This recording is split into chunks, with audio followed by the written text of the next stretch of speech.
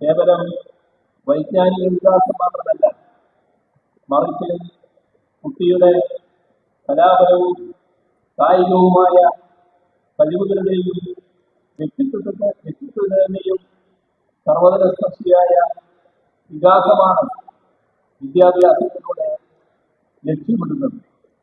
അതുകൊണ്ട് തന്നെ വിദ്യാഭ്യാസ പ്രക്രിയയുടെ അവിഭാജ്യമായ ഘടകമാണ് കലാസാഹിത്യ പ്രവർത്തനങ്ങളും അതിൻ്റെ മൂർത്തീഭാവമായ ഇത്തരം മേളകൾ.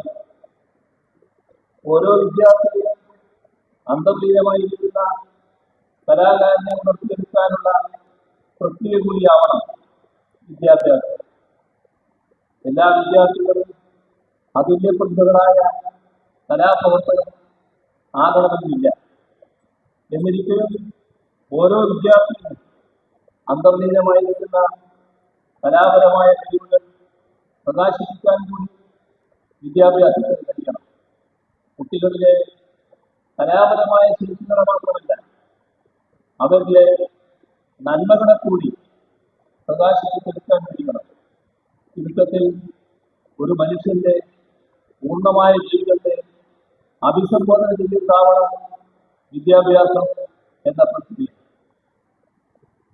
രോഗാതുരമാകുന്ന മനുഷ്യ മനസ്സിനെ ചികിത്സിക്കാൻ ഏറ്റവും ഉത്തമമായ ഔഷധം കലയാണ്.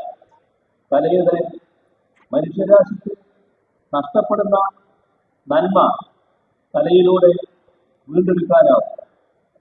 വിദ്യാഭ്യാസത്തിൽ കലയ്ക്ക് കൂടുതൽ പ്രാമുഖ്യം നൽകുന്ന വഴി വ്യക്തികളിലെ ക്രിയാത്മകത വർദ്ധിപ്പിക്കാൻ സാധിക്കും. മാനുഷികമായ സമസ്ത നന്മകൾക്കും വേണ്ടി വെമ്പൽ കൊള്ളാനായി ആസ്വാദകരെ പ്രചോദിപ്പിക്കാൻ കലയ്ക്കും സാഹിത്യത്തിനും കഴിയും.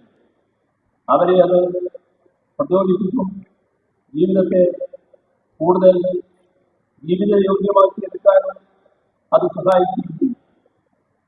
എന്നാൽ അതേസമയം നല്ല കലാരൂപങ്ങളും അതിൻ്റെ സൃഷ്ടാക്കളും പല കാലത്തും ആക്രമണത്തിന് വിധേയമായിട്ടുണ്ട്.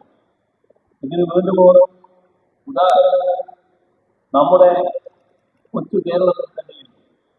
ഇവിടെ വ്യവസ്ഥയ്ക്കെതിരെ ആഞ്ഞടിച്ച തോപ്പിൽ ബാസിയുടെ നിങ്ങളെന്നെ കമ്മ്യൂണിസ്റ്റാക്കിയെന്ന നാടകത്തിനെതിരെ എത്രയോ ആക്രമണങ്ങൾ നടന്നു. അതിൽ മനസ്സുകൊടുത്ത് കലാപ്രവർത്തനം നിർത്തുകയല്ല ചെയ്തു. ആ കലാകാരന്മാർ നിർത്താതെ തുടരുക